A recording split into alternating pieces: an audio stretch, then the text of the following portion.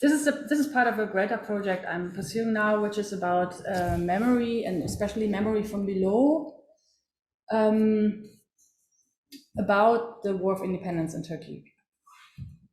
I'm especially interested in ordinary people's recollections of the war, and for the countryside, obviously, this means recollections of guerrilla war. So this is my main focus, and I'm especially looking for memoirs and autobiographies of people who might not be considered that important, and several of which were just published in the last few years. I'm also interested in public memory, and especially in local forms of it.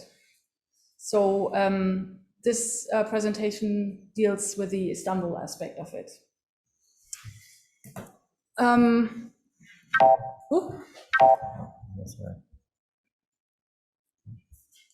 Oh, okay.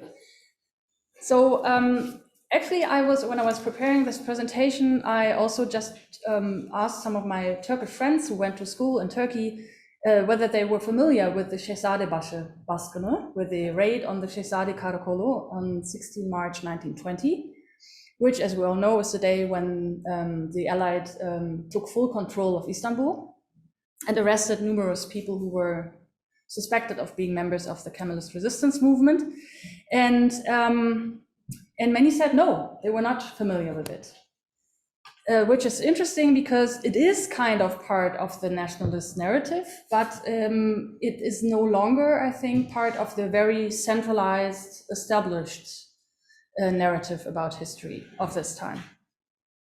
So maybe just for assembling what we actually know about that day, in the very early hours of the morning of 16 March, so we speak like 5:30, 5:45.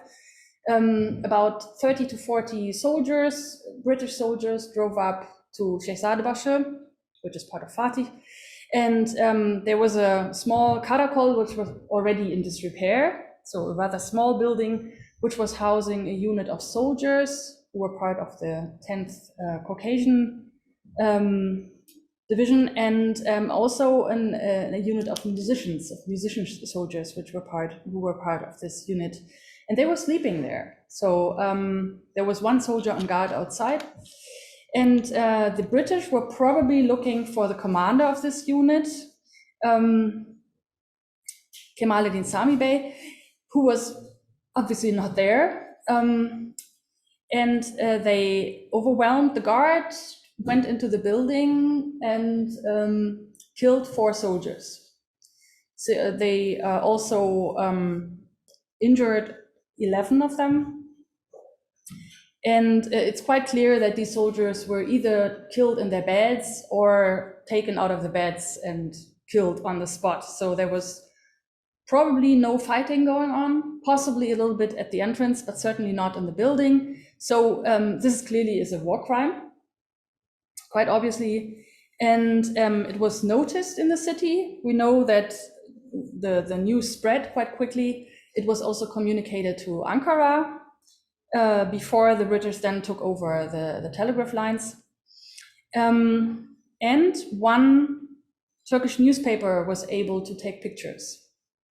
I have not included those here, but they later became quite famous of soldiers with their chests opened, with their chest not opened, but visible, dead soldiers being carried out of the karakol. So this would have been a perfect opportunity for propaganda against the British. Interestingly, the nationalists in Ankara did not make use of this, at least not during the war. And due to censorship during the occupation, it was also not so widely known. It was known in the city, but newspapers would not report on it during the occupation. The whole story in itself, I think, was an opportunity, and so far in Republican times, because as most of you probably know, the remembrance of the War of Independence in Republican Turkey was quite centralized. It was focusing on Ankara and on the war theater in Inner Anatolia. And Charles Al-Kader has written a nice article about this, that actually the coastal areas in Western Anatolia were kind of suspect. These were considered places where there was a high presence of non-Muslim people. There were occupation forces there. So we see in official memory discourses shying away from these areas and an attempt to block these out and not really talk about them. This goes for Izmir, certainly. And certainly also for Istanbul. There was this notion, we know this from all these novels written later or also at the time about occupied Istanbul, this perception of these were, partying while we were fighting, and partying and doing all other kinds of bad things.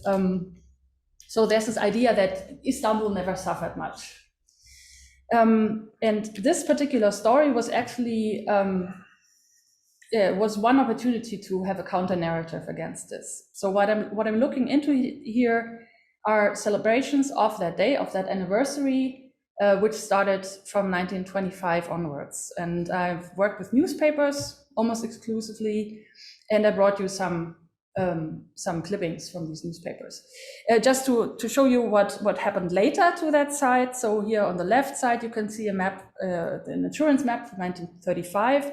The red cross is marking the location of the Karakol, and to the right is how it looks today. So there's a metro station there in the Öğrenci Yurdu, a dormitory for female students. So the building no longer stands. Actually, has no longer been standing since the 50s. And there's also no memorial or anything like it. So today you really have to know where this was in order to locate the place.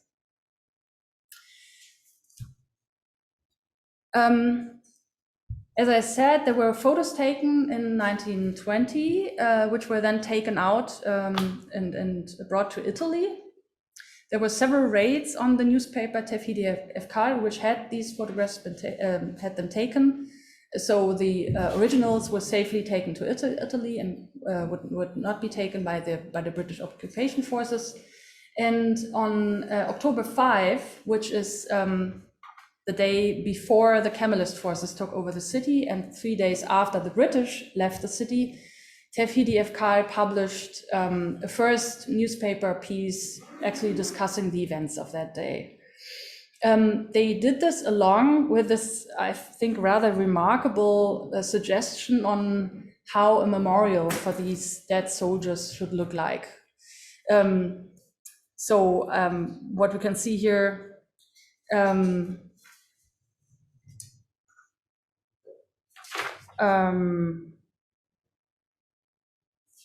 sorry. So with this, the event actually became publicly known. It was now the first time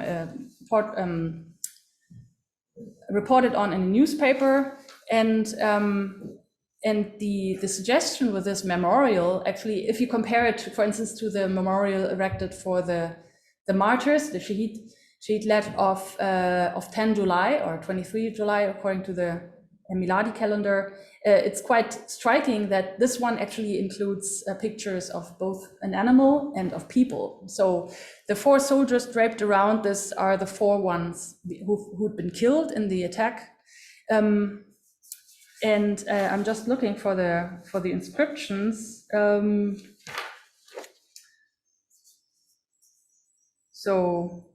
The square base reads, "The Turk will never forget 16 March."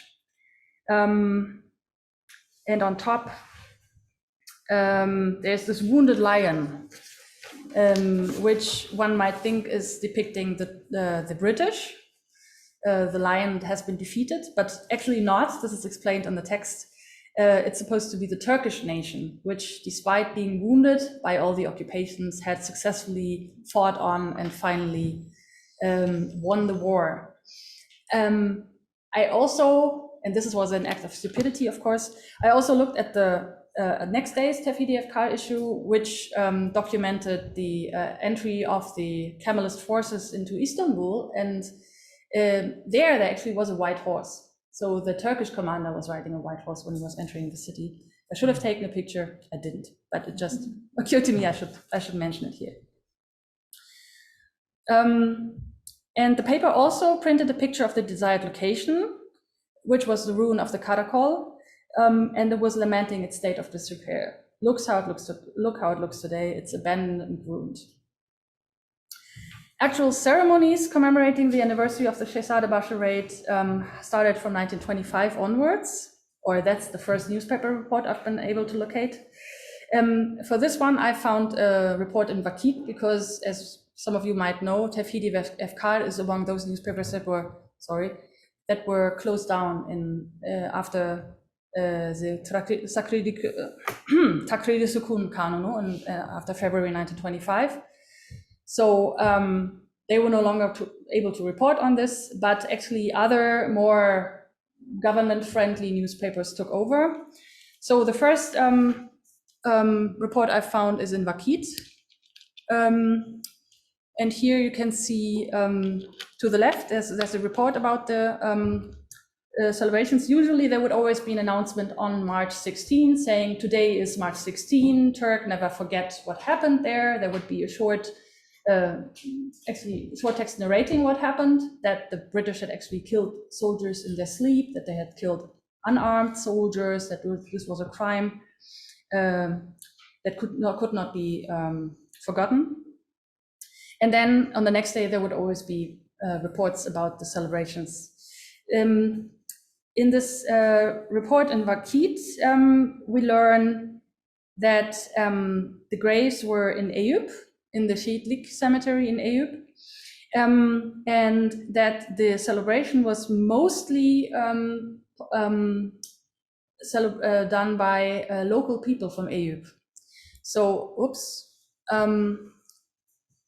So apparently it was the local Gençlik Birliği, the local youth association, which organized this. And there were also numerous students, mektepli, like from not from madrasas, but from state schools who were participating with singing songs. Then there was a visit to the graves where there were prayers read. On one of these pictures, you can also see there are 5 Hojas sitting there who are performing the prayers.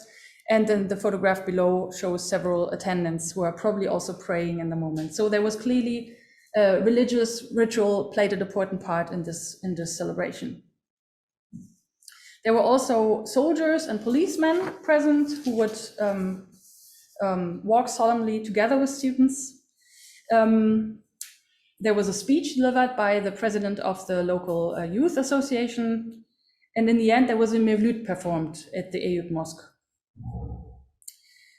The report mentions that several important people were present, such as representatives of the Cumhuriyet Halk Fırkası, but they're not really named, and they also don't seem to have delivered speeches. So at this point, this was one might say a local and a grassroots initiative. In 1929 and in following years, I've also located some others in the 20s, but they don't differ much.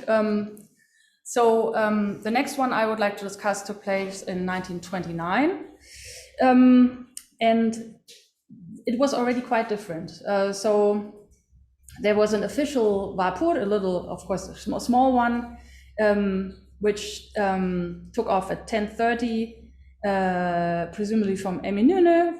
And the important people were riding this boat to Eyüp. There was an official delegation comprised of the army commander, the Müftü, and the local party representative who would ride by car to the place. Oh no. And then there was actually a big crowd comprised mostly of local people that would also go to the Şehitlik. Again, there were prayers, and then there were several speeches, including by the party representative. And the party representative said, first he told the story again, and he said that the Sultan had remained indifferent about this event. The Ghazi's genius, on the other hand, had made it possible that eventually revenge was taken. he invited the young people in the audience to swear allegiance to the Turkish Revolution. Then there was a speech by the mayor, Vasfi Rashid Bey. And interesting, he gave the number of martyrs as 5. So over time, we can see that the number is actually increasing from 4 to 5 to eventually 6. And he makes an interesting reference to past Ottoman glories. He said, the martyrs who watered the thirsty sands of Yemen with their blood, and those whose blood colored the waters of the Danube. All Turkish martyrs are arms of a river that unites in the bodies of these 5 soldiers. So this is maybe something I would not expect in 1929, this clear reference to Ottoman glory and territory. Form and content of the ceremony remained quite the same over the next few years. And the Istanbul papers continue to devote considerable space to these. So they seem to be quite popular events. We also see often pictures of crowds, like this one. Also in 1929, this is something I've just found on Twitter, so I don't have a source for it, is this paper clipping, presumably from 1929, which shows the state of the Karakol at that point, which was about to collapse, actually.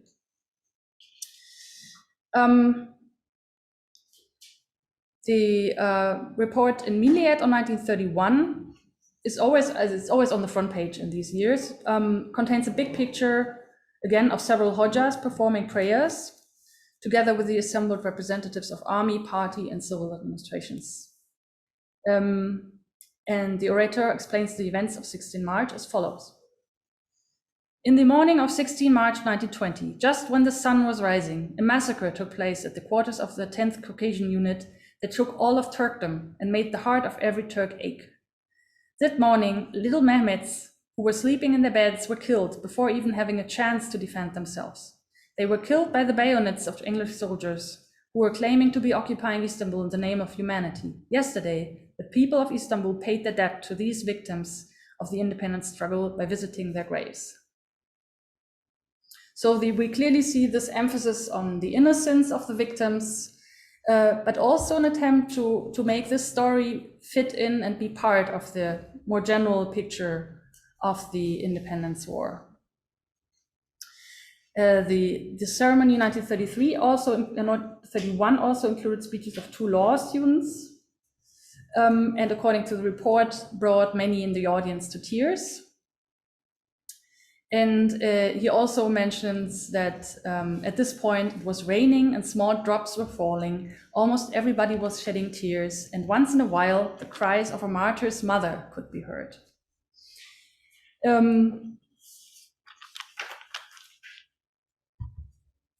Also, there was one speaker who interestingly explained that these were the first and glorious martyrs of the independence war, which doesn't make sense at all if you think of this as a countrywide event, because obviously the war had already started in 1918 in the southeast and around Adana, and in 1919 around Izmir.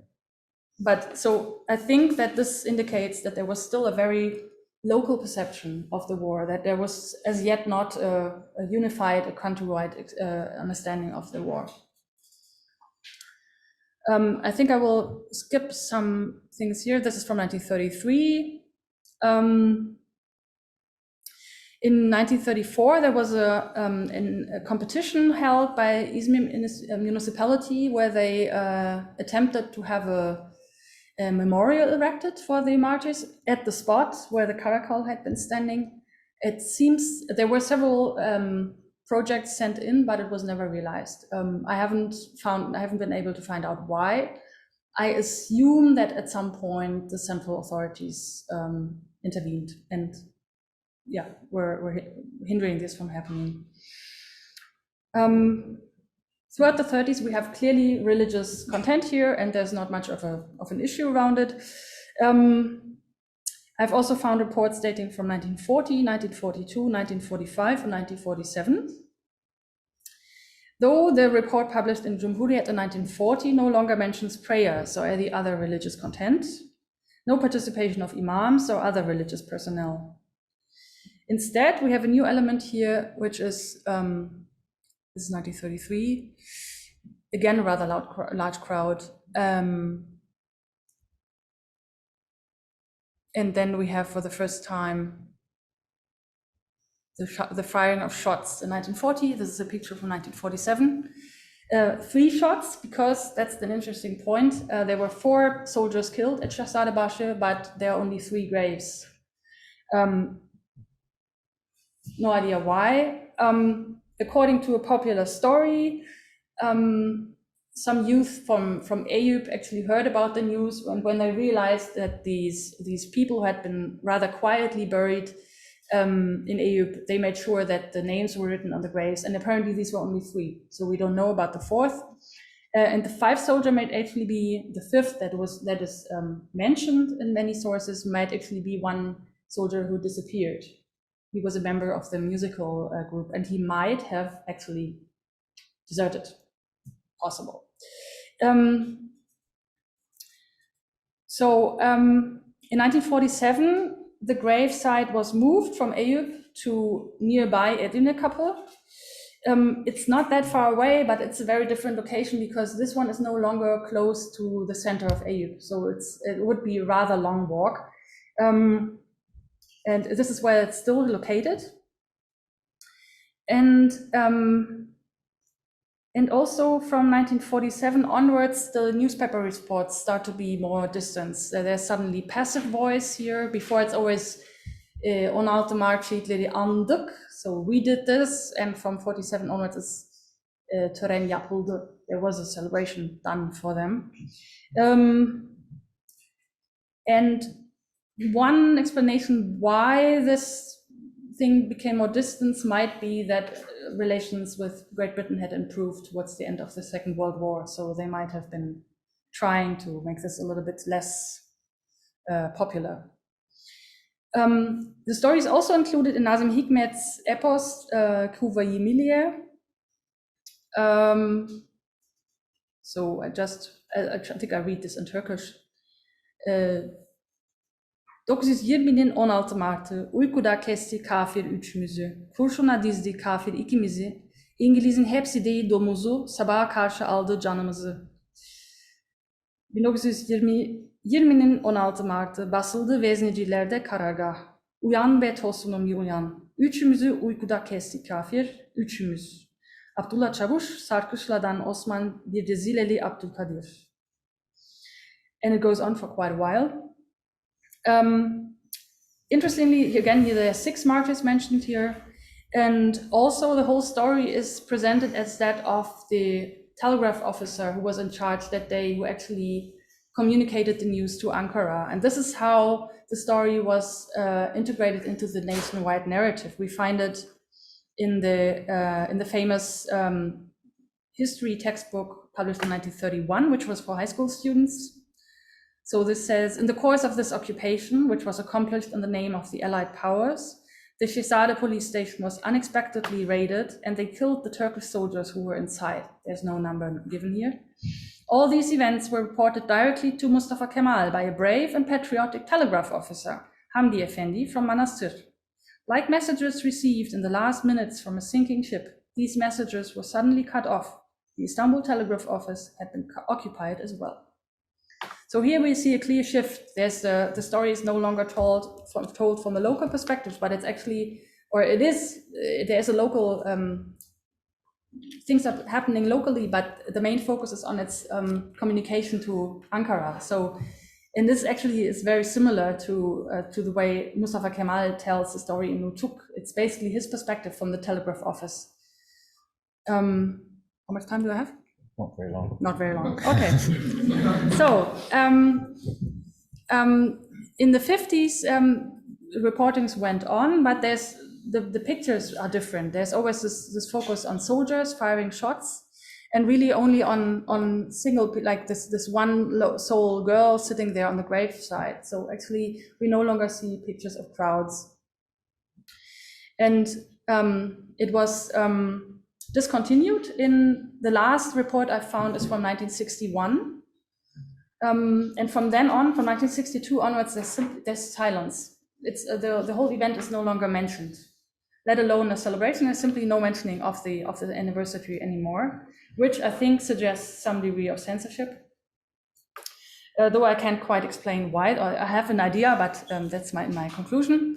And then it was also revived. So first there was one attempt in 2007 by quite a high army official, and then again in 2017, 18, 19 by these people, Müdafaa Hukuk Hareketi, but these are also really just a few people. So it never was revived as such a big popular thing. Yeah. And they again had an imam there. So to conclude, I think it's very clear that this was a grassroots celebration, which in the 30s and 40s seems to have been quite popular and rather successful in offering an avenue of participation of Istanbul people in the nationwide commemorations of the Independence War, and also a strong focus on victimhood, on the victimization of Turkish men, which is, I think it's a rather traditional and lower class kind of masculinity and commemoration. It might have worn off due to, well, it's possible that the British intervened and just said, can you please stop commemorating our war crimes? That's possible. But I actually think it was more due to rural to urban migration. So the population of Eyüp and Edirne was changing a lot. These were really migrant neighborhoods. And people were no longer from Istanbul, so they might have not been in need of such a narrative to connect to. And also a more nationwide, countrywide notion of the nation might actually have been accomplished by that time. Yes, thank you.